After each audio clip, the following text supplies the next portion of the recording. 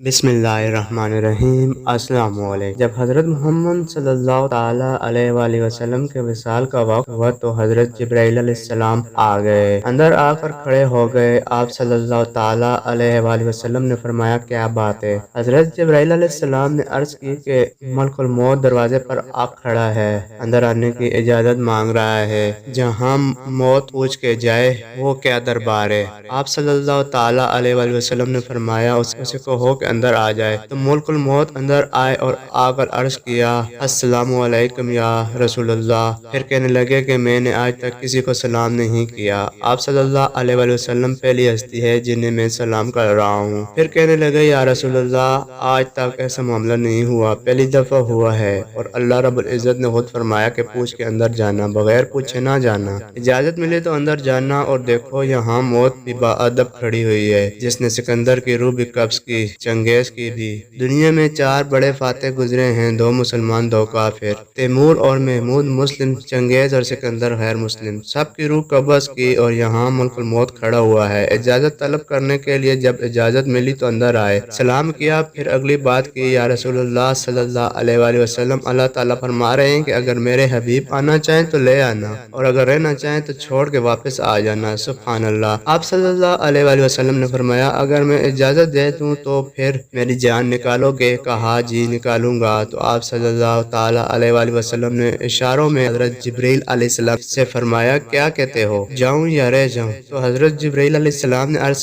کیا، یا رسول اللہ صلی اللہ علیہ وآلہ وسلم، اللہ آپ کی ملاقات کے شوق میں ہے۔ تو آپ صلی اللہ علیہ وآلہ وسلم نے کہا، جبرائیل واپس جاؤ، اللہ سے پوچھ کے آؤ میرے بعد میری امت کے ساتھ کیا کرے گا، میں پھر جواب دیتا ہوں۔ یہ سوال نہ اٹھاتا تو شاید آج ہم بھی بندر خنزیر بنے ہوتے۔ پر اس کملی والے کو سلام پیش کرتے ہیں جنہوں نے حضرت حسن اور حسین رضی اللہ تعالیٰ عنہم کے لیے تو ہاتھ اٹھائے نہیں، انہیں تو تقدیر کے حوالے کر دیا۔ جب ہماری باری آئی تو پکار اٹھے کہ میرے بعد میری امت کے ساتھ کیا ہوگا۔ حضرت جبرائیل علیہ السلام واپس گئے، پیغام لائے کہ اللہ تعالیٰ فرما رہے ہیں، اے میرے محبوب، ہم آپ کی امت کو آپ کے بعد تنہا نہیں چھوڑیں گے، قسم میں اس ذات کی کہ جس نے ہمیں پیدا کیا اور ہمیں دیکھ اور سن بھی رہا ہے۔ ہمارے نبی حضرت محمد صلی اللہ تعالیٰ علیہ وآلہ وسلم کی یہ دعا نہ ہوتی تو جو کچھ امت میں ہو رہا ہے، کوئی بندر بنتا، کوئی خنزیر بنتا، کسی پر پتھر برستے، کوئی زمین میں دھسا دیا جاتا۔ یہ سب آپ صلی اللہ تعالیٰ علیہ وآلہ وسلم کے آنسو اور دعائیں ہیں جنہوں نے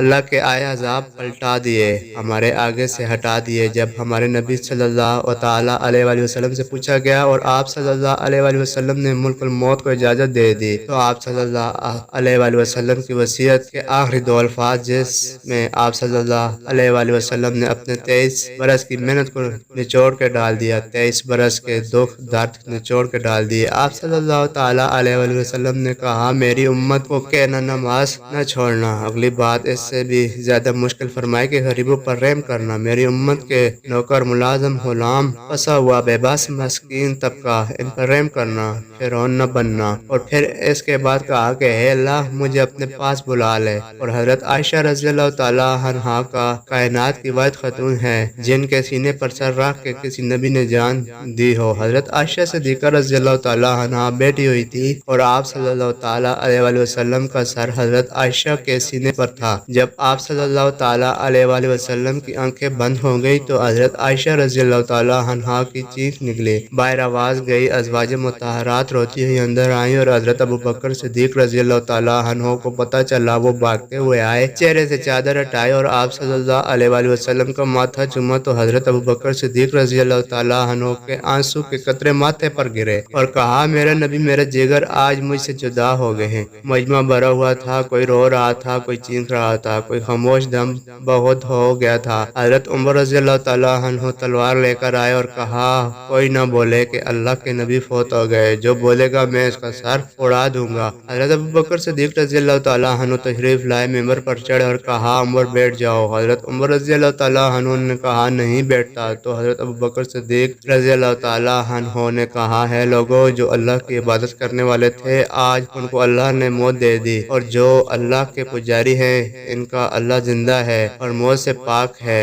اور پھر کہا، سب نے مرنا ہے۔ حضرت عمر رضی اللہ تعالیٰ عنہ فرمانے لگے، میری ٹانگوں سے جان نکل گئی، سیدھا یوں نیچے گرا اور مجھے یقین آ گیا کہ اللہ کے نبی دنیا سے چلے گئے ہیں۔ وصال سے کچھ عرصہ پہلے کی بات ہے، صحابہ کرام تشریف لائے تو آپ صلی اللہ تعالیٰ علیہ وآلہ وسلم نے فرمایا میرا تم سب کو سلام ہو، جو ہے اجازت میرے بعد میری امت ہے ان کو میرا بھی سلام کہنا، ان کے بعد جو آئے ان کو بھی میرا سلام کہنا۔ ایسا سلام کوئی نبی اپنی امت کو دے کر نہیں گیا۔ حضرت انس رضی اللہ تعالیٰ عنہ نے پوچھا یا رسول اللہ صلی اللہ علیہ وآلہ وسلم آپ کو غسل کون دے گا؟ کہا میرے اہل بیت۔ پھر کہا آپ کو کفن کون دے گا؟ کہا میرے اہل بیت۔ پھر کہا آپ کو قبر میں کون اتارے گا؟ کہا میرے اہل بیت۔ پھر کہا آپ کا جنازہ کون پڑے گا؟ تو آپ صلی اللہ تعالیٰ علیہ وسلم کی آنکھوں میں آنسو آ گئے۔ آپ صلی اللہ علیہ وسلم نے فرمایا جب بھی غسل دے دو، کفن پہنا دو تو سب باہر چلے جانا، سب سے پہلے میرا اللہ اپنی رحمت مجھ پر نازل فرمائے گا، اس کے بعد جبرائیل علیہ السلام اور میکائیل علیہ السلام آ کر میرے لیے دعا کریں گے، پھر ساتوں آسمانوں کے فرشتے آئیں گے، وہ میرے لیے دعا کریں گے۔ ہمارے نبی صلی اللہ تعالیٰ علیہ وآلہ وسلم کا جنازہ ایسے ہی نہیں ہوا تھا، آپ صلی اللہ تعالیٰ علیہ وآلہ وسلم کی چارپائی مبارک کے ساتھ لوگ قطار بنا کے کھڑے ہو گئے اور ہر ایک انفرادی طور پر آپ کے لیے دعا کرتا۔ یہ پیر کا دن، منگل کا دن سارا گزر گیا اور پھر بدھ کی رات کو آپ صلی اللہ تعالیٰ علیہ وآلہ وسلم اللہ کے سپرد خاک کیے گئے۔ جب آپ صلی اللہ تعالیٰ علیہ وآلہ وسلم کو قبر میں اتارا تو آپ صلی اللہ علیہ وآلہ وسلم کے غلام نے اپنی انگوٹھی اتار کے قبر میں پھینک دی۔ حضرت علی رضی اللہ تعالیٰ عنہ سے کہنے لگے علی میری یہاں انگوٹھی گر گئی ہے، نکال لوں؟ انہوں نے کہا ہاں